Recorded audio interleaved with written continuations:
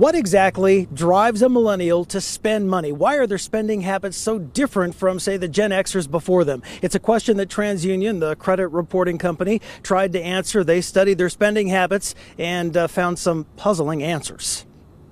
If you were born between 1980 and 1994, congratulations, you're a millennial. Unlike the Gen Xers before, you probably don't have a credit card. Usually I just have my debit card just because it's so much faster. I don't have a credit card at all. It doesn't really mean anything from it. I think a lot of people just find them intimidating, so it's easier to just spend what you have. This is important because millennials are the emerging consumer, representing over a quarter of America's buying power. But good luck figuring out their habits. So do you even have a credit card? I have one, I personally don't touch it. I have an Amex card, so I get like 2% cash back on gas, 3% on groceries. Recently, TransUnion studied millennial spending. It appears the 2008 housing crisis and the Great Recession that followed shaped in a big way their opinions about credit for daily purchases. Honestly, I live more in the fear of debt from my parents than in the fear of having bad credit, personally. When they got into the labor market, we saw peak unemployment rate, and what that essentially has translated into is an income gap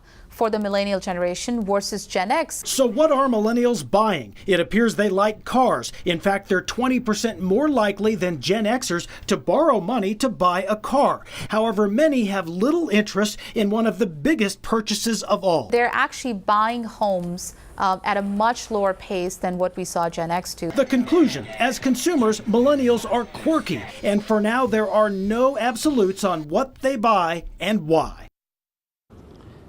And why is this so important to the banking industry, the people who deal in money and credit cards? Well, it's simply because a loyal customer as a young adult will almost certainly become a loyal customer for life. So right now, everybody trying to figure out how to get them as customers to begin with.